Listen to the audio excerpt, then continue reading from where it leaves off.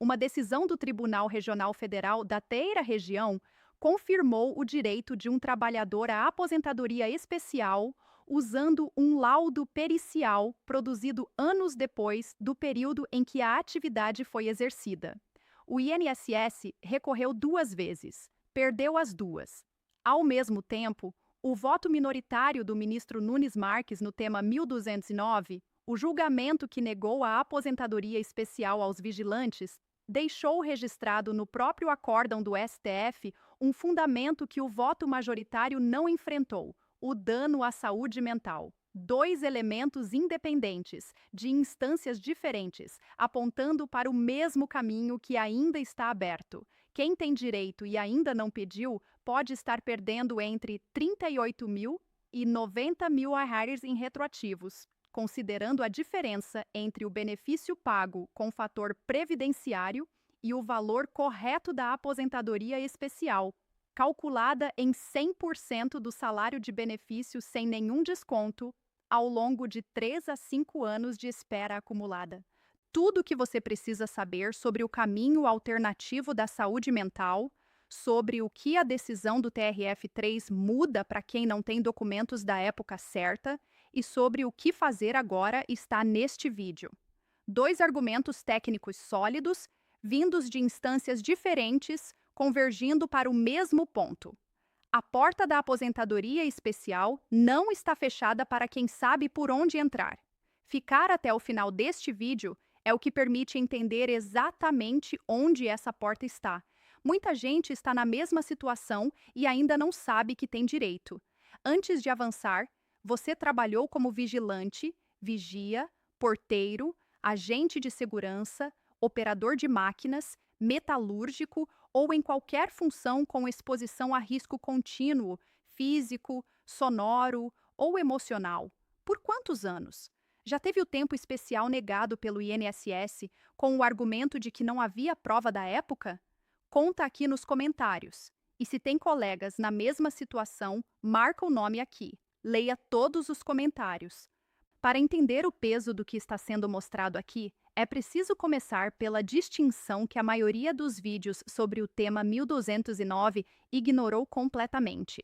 O artigo 57 da Lei 8.213 de 1991, a lei que rege os benefícios do INSS, define que a aposentadoria especial é devida ao segurado que tiver trabalhado sujeito a condições especiais que prejudiquem a saúde ou a integridade física. A conjunção é ou não e. Essa distinção de uma única letra muda toda a lógica do direito. Basta comprovar dano à saúde isoladamente para ter direito à aposentadoria especial. Não é necessário comprovar dano à integridade física ao mesmo tempo. O julgamento do tema 1209 discutiu exclusivamente a questão da integridade física, se o risco de violência constitui por si só condição especial. A resposta majoritária foi não, mas o julgamento não discutiu e não decidiu sobre o dano à saúde, e essa omissão está documentada no próprio acórdão. E o próximo argumento é o mais explosivo de todos. Vou te mostrar em seguida por quê. O ministro Nunes Marques, em seu voto no tema 1209, registrou formalmente que a atividade de vigilância expõe os trabalhadores a condições prejudiciais à saúde e à integridade física simultaneamente, e foi específico sobre a natureza do dano à saúde: ansiedade prolongada, medo constante, síndrome de perseguição, fobias e neuroses que se manifestam ao longo dos anos. O voto cita a jurisprudência do STJ, reconhecendo que a profissão expõe o trabalhador a danos físicos e emocionais de não pequena monta, expressão técnica que significa danos consideráveis, clinicamente relevantes. A conclusão do voto é cirúrgica. Ainda que não existisse a hipótese referente ao risco à integridade física, o vigilante continuaria fazendo jus à aposentadoria especial, dados os prejuízos que o exercício permanente da atividade pode provocar em sua saúde. Esse trecho está no acórdão do tema 1209. Não é interpretação externa. É texto do próprio julgamento que negou o direito por integridade física e que deixou expressamente aberta a porta da saúde mental. O voto majoritário do tema 1209 não respondeu a esse argumento. Focou exclusivamente na integridade física e não tratou de uma única linha sobre os danos à saúde mental. Essa omissão é o fundamento dos embargos de declaração que ainda precisam ser julgados no STF, e é o fundamento jurídico mais sólido disponível hoje para qualquer vigilante que queira comprovar o tempo especial pela via da saúde. O que aparece agora é o argumento que a maioria dos segurados desconhece, e é exatamente o que define quem vai receber e quem vai perder. O parágrafo 5º do mesmo artigo 57 amplia ainda mais esse caminho. O tempo de trabalho exercido sob condições especiais que sejam ou venham a ser consideradas prejudiciais à saúde será somado ao tempo de atividade comum. A expressão venham a ser consideradas é uma abertura legislativa expressa. Ela reconhece que novas evidências sobre danos à saúde podem alterar o enquadramento de uma atividade sem que seja necessária uma nova decisão do STF para isso. O que Nunes Marques colocou no voto do tema 1209 sobre saúde mental é exatamente o tipo de evidência que esse parágrafo contempla. Isso vale mesmo para quem trabalha como vigia sem porte de arma, porque o fundamento do caminho alternativo é o estado de alerta permanente, a exposição contínua à ameaça e a responsabilidade de proteção, que estão presentes independentemente do uso de arma. Isso vale mesmo para quem já se aposentou por tempo de contribuição, porque é possível pedir a revisão para a aposentadoria especial com base no reconhecimento posterior do tempo especial, o que aumenta o valor do benefício e gera retroativos desde a data do requerimento original. É exatamente por isso que um planejamento previdenciário feito com antecedência pode representar a diferença entre receber o benefício correto e perder anos de contribuição sem nenhum retorno. Quem mapeia esse caminho antes de pedir tem muito mais controle sobre o resultado. Mas antes de falar sobre o que fazer agora, preciso te mostrar o alerta que ninguém está dando sobre esse processo. O caminho da saúde mental exige prova, e o INSS vai negar o pedido administrativamente, alegando que o laudo não é contemporâneo ao período de trabalho. É aqui que a decisão do TRF3 entra como o segundo elemento central deste vídeo. O caso julgado pelo Tribunal Regional Federal da Terceira Região envolvia um trabalhador que pediu o reconhecimento de tempo especial por exposição a ruído acima de 90 decibéis, nível comprovadamente prejudicial à saúde auditiva, referente a um período de trabalho já encerrado. O laudo pericial foi produzido anos depois desse período. O INSS negou o benefício, alegando que a prova não era contemporânea à atividade. O tribunal foi direto na resposta. O laudo continua válido, mesmo sendo produzido depois, desde que demonstre corretamente como era o ambiente de trabalho. A lógica é precisa. Se não existe prova de que o ambiente melhorou com o tempo, não é possível presumir que antes era menos prejudicial. O ônus de provar a melhora do ambiente é do INSS, não do trabalhador. O TRF3 fundamentou a decisão na súmula 68 da Turma Nacional de Uniformização, a TNU, que consolida exatamente esse entendimento. Laudo produzido fora de época é válido para comprovar tempo especial quando não há prova de alteração das condições do ambiente de trabalho. O trabalhador recebeu os retroativos desde a data do requerimento original. Essa decisão resolve diretamente o obstáculo prático que qualquer vigilante vai enfrentar ao usar o caminho da saúde mental.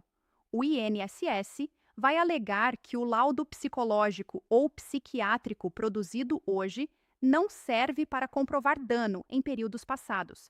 A resposta jurídica já existe e está em acórdão de Tribunal Federal, alinhado com súmula da TNU.